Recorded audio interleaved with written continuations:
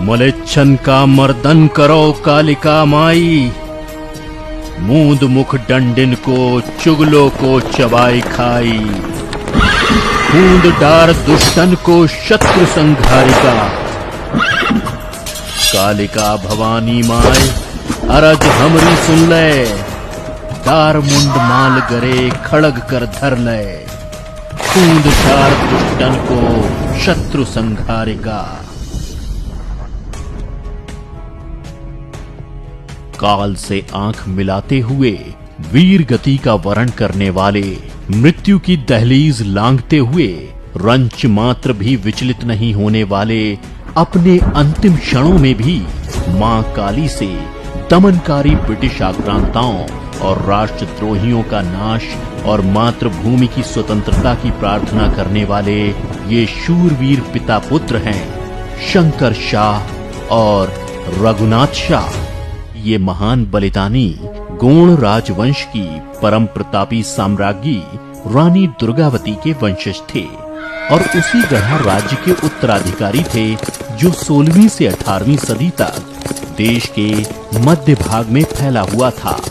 गढ़ा मंडला के अंग्रेजों के अधीन आने के बाद राजा शंकर शाह के पास मात्र पुरवा और कुछ गांवों की जागीरदारी बची थी, मगर गढ़ा मंडला और जबलपुर की जनता में उन्हें वही मान सम्मान प्राप्त था जो उनके पूर्वजों को था।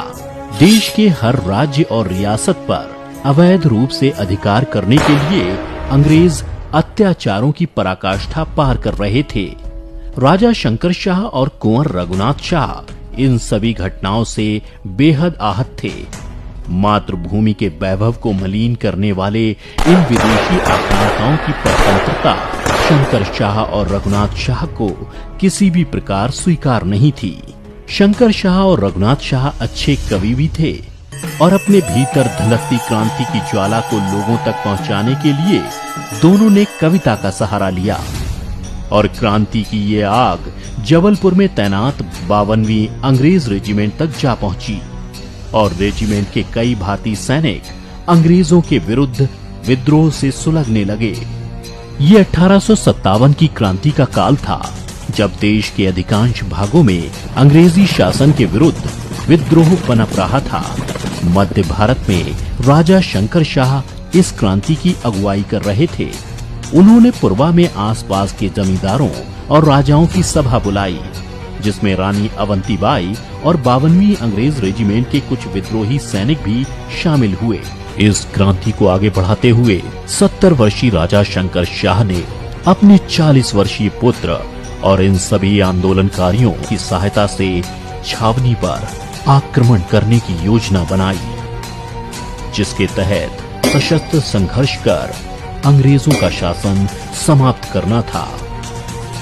किंतु छावनी पर आक्रमण के बस कुछ ही दिन पहले अंग्रेजों को इसकी भनक लग गई और अंग्रेज डिप्टी कमिश्नर ने एक गुप्तचर को फकीर के भेष में गढ़पुरवा भेजा। छावनी पर आक्रमण की पूरी योजना का पता चलते ही अंग्रेज सिहर उठे और 14 सितंबर 1857 की रात्रि को उन्होंने भारी दलबल के साथ शंकर शाह की हवेली पर धावा बोल दिया और राजा शंकर शाह और कुंवर रघुनाथ शाह को गिरफ्तार कर घर की तलाशी ली, जिसमें राजा की लिखी कविता हाथ लगी। इसी तरह की कविता कुंवर रघुनाथ शाह की हस्तलिपि में भी मिली। कहते हैं इन कविताओं का अर्थ जानकर अंग्रेज अंदर तक हिल गए। इन्हीं कविताओं को आधार बनाकर दोनों क्रांतिकारियों पर देशद्रोह का मुकदमा चला, तोप से उड़ाकर मृत्यु दंड की सजा सुनाई। 18 सितंबर 1857 को जबलपुर एजेंसी हाउस के सामने मृत्युदंड परेड हुई। इन महान बलिदानियों के अंतिम दर्शनों के लिए आक्रोश से भरा विशाल जनसमूह उमड़ने लगा। मां काली की प्रार्थना करते राजा शंकर शाह और कुंवर रघुनाथ शाह के चेहरों पर भय नहीं था, बल्कि शांति और दृढ़ता थी। तोप के मुंह पर बंधे शूरवीर राजा और राजकुमार के चेहरों के बलिदानी तेज और गर्व से तने सीनों के आगे आतताई अंग्रेजों के मन कांप रहे थे। घबराए अंग्रेजों ने तोप चलाने का इशारा किया।